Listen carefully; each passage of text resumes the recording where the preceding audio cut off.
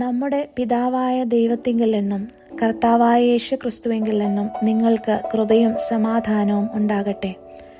ഇന്നത്തെ അല്പസമയ ചിന്തയ്ക്കായി 1 ദിനവൃത്താന്തം 14-ാം അധ്യായം 11-ാം വാക്യം ധ്യാനിക്കാം.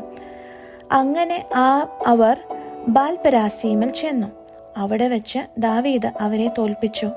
വെള്ളച്ചാട്ടം പോലെ ദൈവം എൻ്റെ ശത്രുക്കളെ എൻ്റെ കയ്യാൽ തകർത്തു കളഞ്ഞു എന്ന് ദാവീദ് പറഞ്ഞു. അതുകൊണ്ട് ആ സ്ഥലത്തിന് ബാൽപെരാസീം എന്ന പേര് പറഞ്ഞു വരുന്നു. നാം പലപ്പോഴും പറയാറില്ലേ, എൻ്റെ ദൈവം എനിക്കെല്ലാമാണെന്ന്.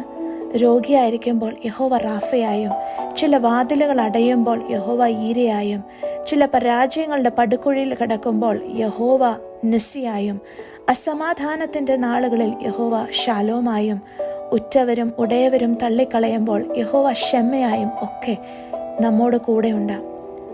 ജീവിത താഴ്വരയുടെ നടുവിൽ നമ്മെ താങ്ങി നടത്തുവാൻ ദൈവം പല റോൾസ് നമുക്ക് വേണ്ടി ചെയ്യുന്നു.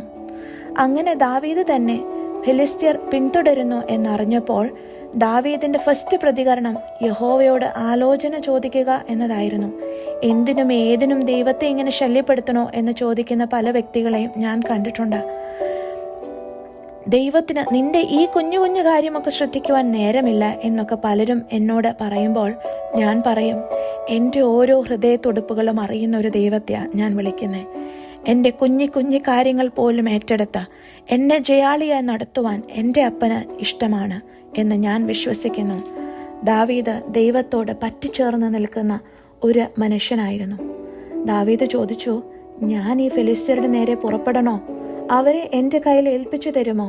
യഹോവ അവനോട്, പുറപ്പെടുക, ഞാൻ അവരെ നിന്റെ കയ്യിൽ ഏൽപ്പിക്കും എന്ന് അരുളി ചെയ്തു. അതുപ്രകാരം ദാവീദ് ചെല്ലുന്നു. യഹോവ പറഞ്ഞതുപോലെ ദാവീദ് അവരെ തോൽപ്പിച്ചു കളഞ്ഞു.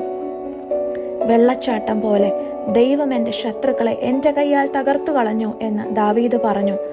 അങ്ങനെ ദാവീദ് ആ സ്ഥലത്തിന് ബാൽപെരാസീം എന്ന് പേർ പറഞ്ഞു വരുന്നു. അങ്ങനെ യഹോവ അന്ന് ദാവീദിന് ബാൽപെരാസീമായി. നാളുകളായുള്ള കഷ്ടപ്പാടുകളുടെയും ബുദ്ധിമുട്ടിൻ്റെയും നടുവിൽ യഹോവ ചില വെള്ളച്ചാട്ടം കണക്കിയുള്ള ചില മുന്നേറ്റങ്ങൾ നൽകി. ചില അണക്കെട്ടുകൾ പൊട്ടി പുറപ്പെടുന്നത് പോലെ ചില മുന്നേറ്റങ്ങൾ തരുവാൻ എൻ്റെ ദൈവം സർവശക്തനാണ്. എൻ്റെ ദൈവം അതിൽ ഡോക്ടറേറ്റ് എടുത്ത ദൈവമാണ്. ദാവീദിനെ പോലെ എന്തിനും ഏതിനും യഹോവയോട് തീരുമാനം ആരായുമ്പോൾ യഹോവ ഒരു മടിയും കൂടാതെ ദാവീദിന് ബാൽപെരാസീമായി. വേദപുസ്തകത്തിൽ ഈ യഹോവ പലർക്കും നനച്ചിരിക്കാത്ത നേരത്ത് മുന്നേറ്റത്തിന്റെ യജമാനനായി, മാസ്റ്റേഴ്സ് ഓഫ് ബ്രേക്ക് ത്രൂ ആയി മാറിയത് നമുക്കറിയാം. സ്വന്തം ഭവനത്തിലും വിദേശത്തും കഷ്ടപ്പാടുകളുടെ നടുവിൽ അപ്രതീക്ഷിതമായ ചില മുന്നേറ്റങ്ങൾ യോസഫിന് നൽകുന്നു. എല്ലാവരാലും മറന്നും ഉപേക്ഷിച്ചും പോയ യോസഫിന് ചില അണക്കെട്ടുകൾ പൊട്ടി പുറപ്പെടുന്നത് പോലെ ചില മുന്നേറ്റം നൽകുവാൻ, വഴിത്തിരിവുകൾ നൽകുവാൻ യഹോവ ശക്തനായിരുന്നു. സംസാരിക്കുവാൻ വിമുഖത കാണിച്ച മോശയെ ഇസ്രായേലിന്റെ നേതാവാക്കി മാറ്റിയ എൻ്റെ യഹോവ, ആകസ്മികമായ ചില സംഭവങ്ങളിലൂടെ രൂത്തിന് ബോവസിനെ നൽകി അവളുടെ ജീവിതത്തിന് മുന്നേറ്റം നൽകിയ എൻ്റെ യഹോവ, കഷ്ടപ്പാടുകളുടെയും പ്രതിസന്ധികളുടെയും നടുവിൽ ഇയ്യോബിന് അപ്രതീക്ഷിതമായി നഷ്ടപ്പെട്ടതിൻ്റെ ഇരട്ടിപ്പങ്ക് നൽകി മുന്നേറ്റം നൽകിയ എൻ്റെ യഹോവ, സഭയെ പീഡിപ്പിച്ച് ഉപദ്രവിച്ചും നടന്ന പൗലോസിന് ദമസ്കസിന്റെ പടിവാതിലിൽ വെച്ച് ചില അപ്രതീക്ഷിതമായ വഴിത്തിരിവുകൾ നൽകി യഥാർത്ഥ മുന്നേറ്റം നൽകിയ എൻ്റെ അപ്പൻ, അതെ, ആ ദൈവം എൻ്റെയും ബാൽപെരാസീമാണ്. സദൃശ്യവാക്യത്തിൽ പറയുന്നത് പോലെ നിന്റെ എല്ലാ വഴികളിലും, വലുതാണെങ്കിലും കുഞ്ഞാണെങ്കിലും, അവനെ നനച്ചുകൊള്ളുക. വെള്ളച്ചാട്ടം കണക്കെ ചില മുന്നേറ്റങ്ങൾ തരുവാൻ അവൻ ശക്തനാണ്. ഈ വചനത്താൽ ദൈവം നമ്മെ ഓരോരുത്തരെയും അനുഗ്രഹിക്കട്ടെ.